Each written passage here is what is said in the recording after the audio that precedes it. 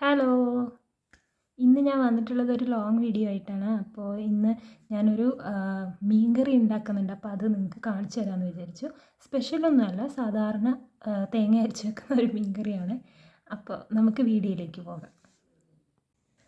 ഇത് ഉണക്കത്തരണ്ടിയാണ്, ഉണക്കസ്രാവ് എന്നൊക്കെ പറയാം.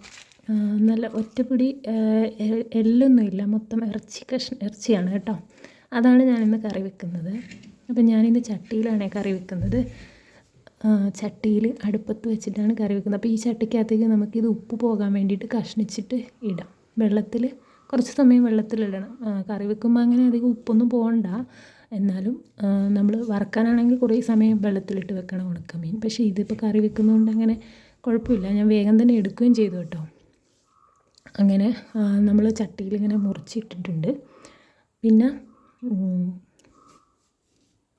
അപ്പോൾ അതിന് ശേഷം ഞാൻ ഒരു സവോളയുടെ പകുതിയും ഒരു തക്കാളി എടുത്തു. ഒരു ചെറിയ തക്കാളീൻ്റെ ഒരു മുറിയേ ഞാൻ എടുക്കുന്നുള്ളൂ കേട്ടോ. അതുപോലെ 2 പച്ചമുളകും എടുത്തു. പച്ചമുളകൊക്കെ വേണമെങ്കിൽ നമ്മുടെ എരിവ് കൂടുന്നതിനനുസരിച്ച് വേണമെങ്കിൽ എടുക്കാം കേട്ടോ. ഞാൻ 2 എണ്ണമേ എടുത്തിട്ടുള്ളൂ.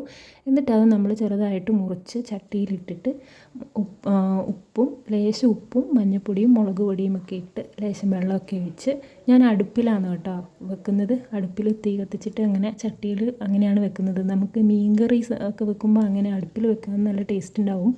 നമ്മൾ ആദ്യം മുതൽ അങ്ങനെയാണ് വെക്കാറ്. അപ്പോൾ അടുപ്പ് ഞാനിങ്ങനെ കത്തിക്കുവാണേ. അടുപ്പ് വിറകെല്ലാം വെച്ചിട്ട് കത്തിച്ചു. എന്നിട്ട് അതിൻ്റെ മുകളിൽ ഈ സംഭവം അടുപ്പത്ത് വെച്ചു, അടച്ചു വെച്ചു. നമുക്ക് എന്നിട്ട് അതിലേക്ക് 2 കാച്ചുംപുളിയുടെ കഷ്ണം ഇട്ട് കൊടുക്കാം കേട്ടോ. പുളി അനുസരിച്ച് കൂട്ടി കൊടുത്തോ കേട്ടോ. ഇത് കാച്ചുംപുളി, ചിലയിടത്ത് കുടംപുളി എന്ന് പറയും. എന്നിട്ട് നമുക്കിനി അതിന് വേണ്ടിയിട്ടുള്ള അരപ്പ് തയ്യാറാക്കാം.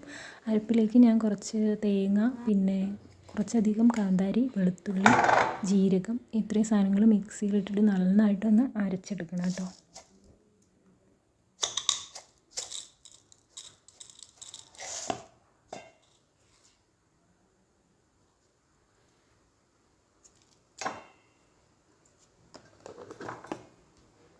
നന്നായിട്ട് മിക്സിയിൽ അരിഞ്ഞ് വന്നിട്ടുണ്ട്.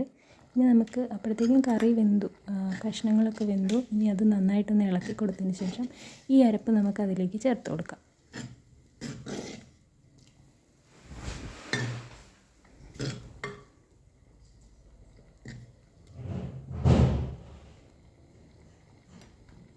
അരപ്പ് നമുക്കിനി ഇതിലേക്ക് ചേർത്ത് കൊടുക്കാവേ.